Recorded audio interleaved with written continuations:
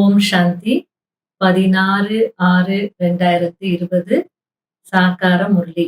இன்று பாபா கூறுகிறார், இனிமையான குழந்தைகளே, உங்களுடைய முதல் பாடம் நான் ஆத்மா, ஷரீரம் இல்லை.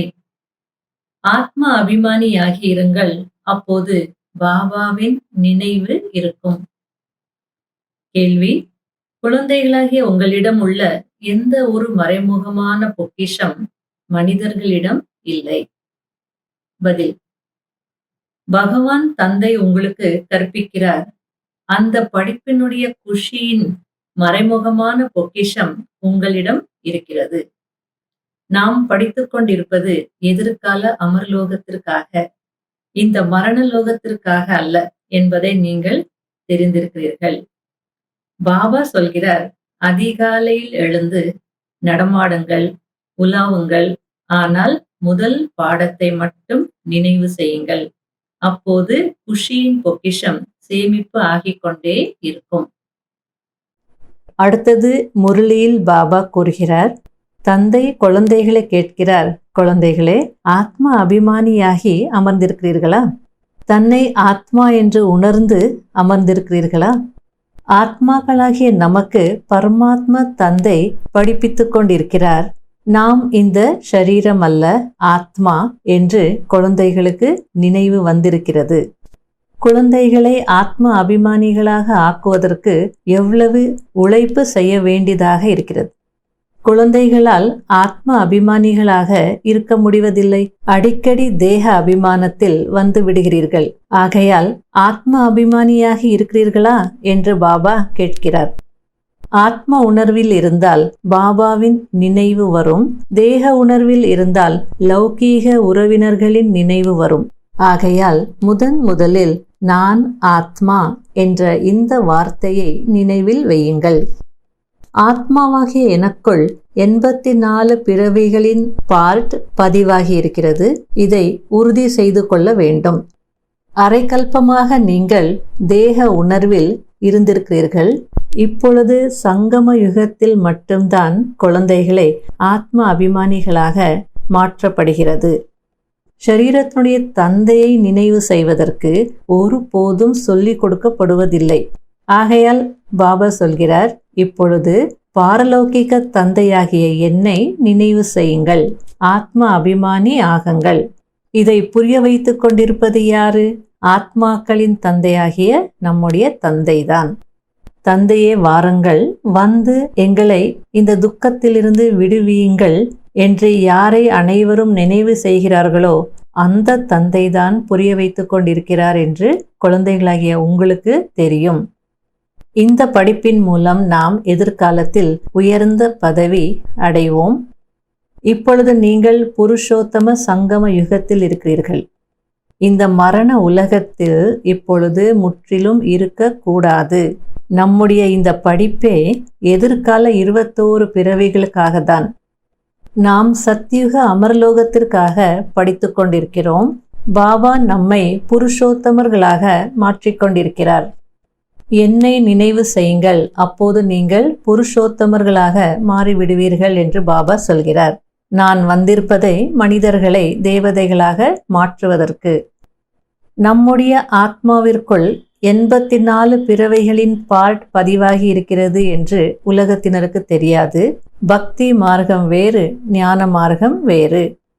எந்த ஆத்மாக்களுக்கு தந்தை படிப்பிக்கிறாரோ அவர்களுக்கு தான் தெரியும், மற்றவர்களுக்கு தெரியாது. இது எதிர்காலத்திற்கான மறைமுகமான பொக்கிஷமாகும். இப்பொழுது பாபா சொல்கிறார், அதிகாலையில் எழுந்து நடமாடுங்கள், உலாவுங்கள், நான் ஆத்மா, இந்த ஷரீரம் இல்லை என்ற முதல் பாடத்தை நினைவு செய்யுங்கள். இது ஆன்மீக ஞானம். பாபா ஆன்மீக தந்தை ஞான கடல் ஆவார். இப்பொழுது தேகத்தின் சம்பந்தங்களை விட்டுவிட்டு ஒருவருடன் சம்பந்தத்தை இணைக்க வேண்டும். எனக்கு ஒரு தந்தையை தவிர வேறு யாரும் இல்லை என்று பாடுகிறீர்கள் அல்லவா? நாம் ஒரு தந்தையை தான் நினைவு செய்கிறோம். இந்த தேகத்தையும் நினைவு செய்வதில்லை. இந்த பழைய ஷரீரத்தை விட வேண்டி இருக்கிறது. இந்த சரீரத்தை எப்படி விட வேண்டும் என்ற இந்த ஞானம் உங்களுக்கு கிடைக்கிறது. நினைவு செய்து செய்து இந்த சரீரத்தை விட்டுவிட வேண்டும். ஆகையால் ஆத்ம அபிமானி ஆகுங்கள் என்று பாபா கூறுகிறார். இந்த விஷயங்களை தங்களுக்குள் அரைத்து கொண்டே இருக்க வேண்டும். நமக்கு ஞானக்கடல் தந்தை படிப்பித்துக் கொண்டிருக்கிறார். வேறு எந்த மனிதனும் படிப்பிக்கவில்லை என்பதை குழந்தைகள் அறிந்திருக்கிறீர்கள். இதை உறுதி செய்து கொள்ள வேண்டும். படிக்கணும் தானே?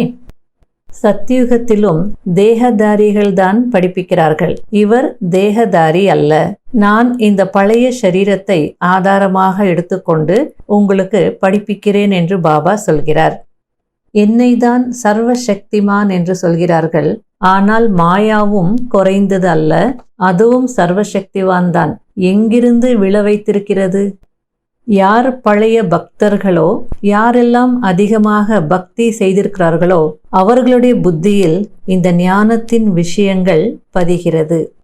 பக்தி குறைவாக செய்திருந்தால் புத்தியில் குறைவாகத்தான் பதியும். நீங்கள் அனைவரையும் விட பழைய பக்தர்கள். பகவான் பக்தியின் பலனை கொடுப்பதற்காக வருவார் என்று பாடப்பட்டிருக்கிறது. ஆனால் இதை பற்றி யாருக்காவது ஏதாவது தெரியுமா என்ன? அதாவது எப்படி வருவார், எப்போ வருவார், யாருக்கு கொடுப்பார் என்ற விஷயங்கள் யாருக்கும் தெரியாது என்று சொல்கிறார். முழு உலகமும் பக்தி மார்க்கத்தில் இருக்கிறது. கோடியில் ஒருவர் வந்து இதை படிக்கிறார். எத்தனை சிவன் கோவில்கள் இருக்கிறது. சிவனுடைய பூஜை செய்கிறார்கள், அபிஷேகம் செய்கிறார்கள், சிவாய நமஹா என்று சொல்கிறார்கள். ஏன் பூஜை செய்கிறார்கள் என்று தெரியாது. லக்ஷ்மி நாராயணருக்கு ஏன் பூஜை செய்கிறார்கள், அவர்கள் எங்கு சென்றார்கள் எதுவுமே தெரியாது. பாரதவாசிகள்தான் தங்களுடைய பூஜைக்குரியவர்களை முற்றிலும் தெரியாமல் இருக்கிறார்கள். சிவபாபாவை பற்றி கூட யாருக்கும் தெரியாது. தூய்மையற்றவர்களை தூய்மையாக்கக்கூடியவர் என்று சொல்கிறார்கள் என்றால் அவர் உயர்ந்ததிலும் உயர்ந்தவர் அல்லவா? அனைவருக்கும் சத்கதி கொடுக்கக்கூடிய வள்ளலாக இருக்கிறார். ஆனால் உங்களுக்கு எப்படி படிப்பித்துக் கொண்டிருக்கிறார் என்று பாருங்கள். பாபா சொல்றார், ஸ்ரீநாத் கோவிலில், ஜெகநாத் கோவிலில் சென்று பாருங்கள். ஜெகநாதருக்கு பானையில் சாதம் செய்து படைப்பார்கள். ஆனால் ஸ்ரீநாத் கோவிலில் சுவை நிறைந்த விதவிதமான நெய்யால் செய்யப்பட்ட பண்டங்களை படைப்பார்கள். ஏன் இவ்வளோ வித்தியாசம்? காரணம் இருக்கணும் தானே? நாம் பூஜைக்குரிய தேவதைகளாக இருந்தோம், பிறகு பூஜாரிகளாக மாறிவிட்டோம் என்று இப்பொழுது குழந்தைகளுக்கு தெரிய வந்திருக்கிறது. சக்கரத்தை சுற்றி வந்தீர்கள், இப்பொழுது மீண்டும் தேவதையாக மாறுவதற்கு படித்து கொண்டிருக்கிறீர்கள். பகவானுக்கு ஞானக்கடல் என்று சொல்லப்படுகிறது. ஆனால் இங்கே பக்தியின் கடலாக நிறைய பேர் இருக்கிறாங்க. இது தூய்மையற்ற உலகம், இது சொர்க்கம் அல்ல. வைகுண்டம் எங்கே இருக்கிறது என்று யாருக்கும் தெரியாது. வைகுண்டம் சென்று விட்டார் என்று சொல்கிறார்கள். பிறகு அவருக்கு நரகத்தின் உணவை ஏன் கொடுக்கிறார்கள்? இப்பொழுது நாம் பாபா மூலம் சொர்க்கவாசி ஆகுவதற்காக முயற்சி செய்து கொண்டிருக்கிறோம் என்று உங்களுக்கு தெரியும். என்னை நினைவு செய்யுங்கள், அப்போது உங்களுடைய பாவ கர்மங்கள் அழிந்து போகும் என்று பாபா யுக்தியை சொல்கிறார். ஞானம் மற்றும் பக்தி இரண்டையும் நீங்கள் புரிந்து கொண்டிருக்கிறீர்கள். பிராமணர்களின் இரவு. சங்கம யுகத்தில் குழந்தைகளாகிய உங்கள் மீது அழியாத குரு தசை அமர்கிறது. இப்பொழுது நீங்கள் அமரலோகத்திற்கு எஜமானர்கள் ஆகுகிறீர்கள். பாபா உங்களை படிக்க வைத்துக் கொண்டிருக்கிறார். சொர்க்கத்தின் எஜமானர்களாக ஆகுவதற்கான குரு தசை என்றும் சொல்லலாம். காம விகாரம் பரம எதிரி என்று கீதையில் பகவான் கூறியிருக்கிறார். அதை படிக்கவும் செய்கிறார்கள். ஆனால் விகாரங்களை ஜெயிக்கிறார்களா என்ன? முதல் இடைக்கடை துக்கம் கொடுக்கக்கூடியது இந்த விகாரம்தான். ஸ்ரீமத் படி நடப்பதினால் நீங்கள் உயர்ந்தவர்கள் ஆகிறீர்கள். தெய்வீக குணங்களையும் கடைபிடிக்க வேண்டும். யாருக்கும் துன்பம் கொடுக்க கூடாது. அனைவருக்கும் வழி கூறிக்கொண்டே செல்லுங்கள். இது யோக அக்னி ஆகும். இதனால் பாவங்கள் சாம்பல் ஆகிவிடும். அழுக்கு நீங்கும் போது ஆத்மா தூய்மையாகிவிடும். தங்கத்தில் கலப்படம் செய்து நகை செய்கிறார்கள். பிறகு அதற்கேற்றபடிதான் நகை இருக்கும். ஆத்மாவில் அழுக்கு எப்படி சேருகிறது, அதை எப்படி நீக்க வேண்டும் என்று இப்பொழுது குழந்தைகளுக்கு பாபா புரிய வைத்திருக்கிறார். பாபாவுக்கும் இந்த நாடகத்தில் குழந்தைகளை ஆத்ம அபிமானிகளாக மாற்றுவதற்கான பார்ட் இருக்கிறது. இப்பொழுது ஒன்று தந்தையை நினைவு செய்யுங்கள், இன்னொன்று தந்தையிடம் எந்த ஞானம் இருக்கிறதோ அதை தாரணை செய்யுங்கள். அப்பொழுது நீங்கள் ராஜாக்களுக்கெல்லாம் ராஜாவாக மாறுகிறீர்கள். அங்கே ஒரு பொழுதும் அகால மரணம் நடக்காது. நீங்கள் காலன் மீது வெற்றி அடைகிறீர்கள். நேரம் வரும் பொழுது இந்த பழைய சரீரத்தை விட்டுவிட்டு புதியதை எடுக்க வேண்டும் என்று புரிந்திருப்பீர்கள். உங்களுக்கு காட்சி கூட கிடைக்கும். குஷியின் வாத்தியம் ஒலித்து கொண்டே இருக்கும். தமோ பிரதான சரீரத்தை விட்டுவிட்டு சத்தோபிரதான சரீரத்தை எடுப்பது குஷிக்கான விஷயம்தானே. அங்கு சராசரி ஆயுள் 150 இருக்கும். இங்கோ அகால மரணம் நடந்து கொண்டே இருக்கிறது. ஏனென்றால் சிற்றின்பங்களை அனுபவிக்கக்கூடியவர்களாக இருக்கிறார்கள். எந்த குழந்தைகளின் யோகம் சரியாக இருக்கிறதோ அவர்களுடைய அனைத்து கர்மேந்திரியங்களும் யோக பலத்தினால் கட்டுப்பட்டுவிடும். முழுமையாக யோகத்தில் இருந்தால் கர்மேந்திரியங்கள் குளிர்ந்துவிடும். சத்தியுகத்தில் எந்த கர்மேந்திரியமும் உங்களை ஏமாற்றுவதில்லை. கர்மேந்திரியங்கள் வசத்தில் இல்லை என்று ஒருபோதும் சொல்ல மாட்டார்கள்.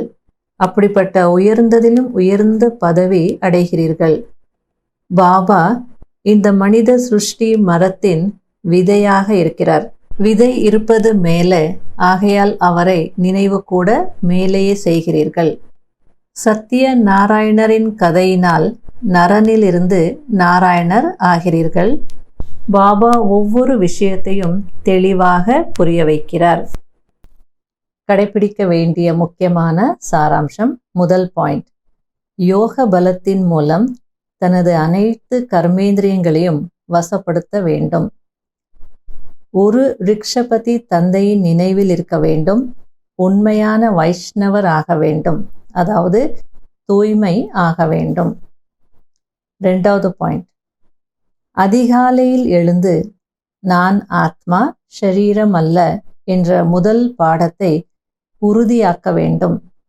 நம்முடைய ஆன்மீக தந்தை நமக்கு கற்பிக்கிறார், இந்த துக்கமான உலகம் இப்பொழுது மாறுகிறது. இதுபோல முழு ஞானத்தின் சிந்தனை புத்தியில் ஓடிக்கொண்டே இருக்கட்டும். வர்தானம், சுயத்தின் பொருட்டு ஆசை என்றால் என்னவென்றே தெரியாதவராகி தந்தைக்கு சமமாக இடைவிடாது தானம் செய்பவர் மற்றும் பரோபகாரி ஆகுங்கள். எப்படி பிரம்மா பாபா தன்னுடைய நேரத்தையும் சேவையில் ஈடுபடுத்தினார். சுயம் தான் பணிவானவராகி குழந்தைகளுக்கு மதிப்பு கொடுத்தார். செய்த காரியத்திற்கு கிடைத்த பெயர் புகழின் பிராப்தியையும் தியாகம் செய்தார். பெயர் புகழ் மதிப்பு இவை அனைத்திலும் பரோபகாரி ஆனார். தன்னுடைய பெயரை தியாகம் செய்து மற்றவர்களுக்கு பெயர் வாங்கி கொடுத்தார். தன்னை எப்பொழுதும் சேவாதாரி என கருதி குழந்தைகளை அதிகாரி ஆக்கினார். குழந்தைகளின் சுகத்தில்தான் தன்னுடைய சுகம் உள்ளது என்று நினைத்தார். இதுபோல தந்தைக்கு சமமாக ஆசை என்றால் என்னவென்றே தெரியாதவர், அதாவது போதையில் தன்னை மறந்திருக்கக்கூடிய துறவியாகி இடைவிடாத தானி பரோபகாரி ஆகுங்கள். அப்போது உலக நன்மையின் காரியத்தில் தீவிர வேகம் வந்துவிடும்.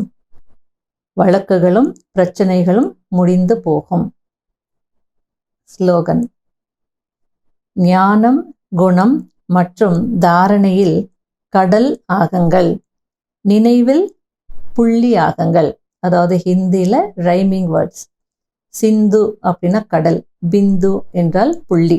ஆகையால ஞானம், குணம் மற்றும் தாரணையில் சிந்து ஆகுங்கள் அப்படின்றார்.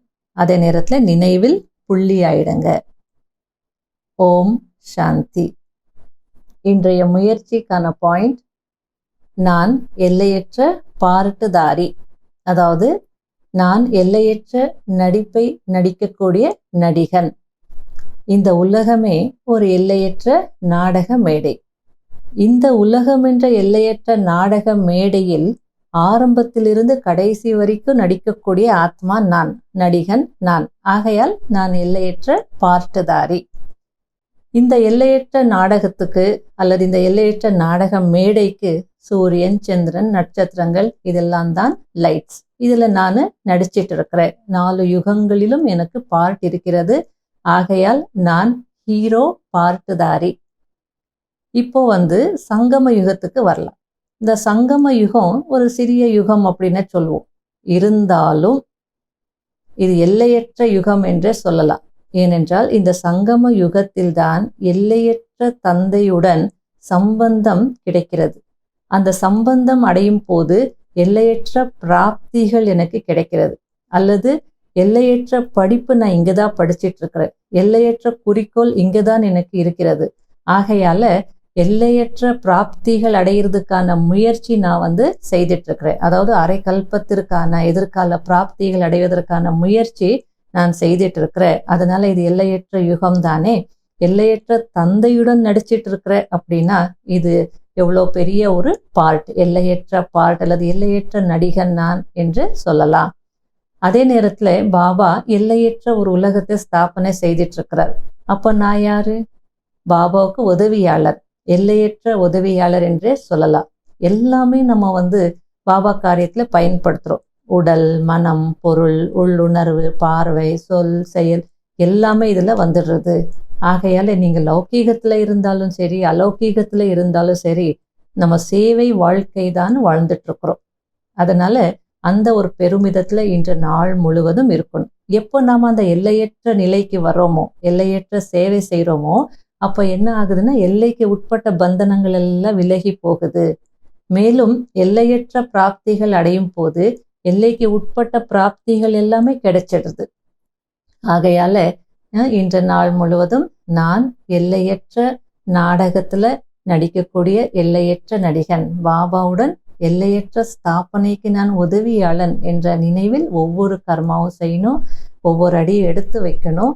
அப்போ அந்த உயர்ந்த எல்லையற்ற உணர்வை நம்ம அனுபவம் செய்ய முடியும். ஓம் சாந்தி. திரும்புதே அந்த திருநாள் மீண்டும், கடவுளே அது நீ வந்திய யுகம், அது நிலை பெறும் நேரம். கல்ப கல்பமாய் சந்திப்போம் நாமும், கல்ப கல்பமாய் சந்திப்போம். ஓ திரும்புதே அந்த திருநாள் மீண்டும், யுகம் தீட்டினாய், யுகத்தை மாற்றிட அடிக்கல் நாட்டினாய், மாற்றிட அடிக்கல் நாட்டினாய். ஓ திரும்புதே அந்த திருநாள்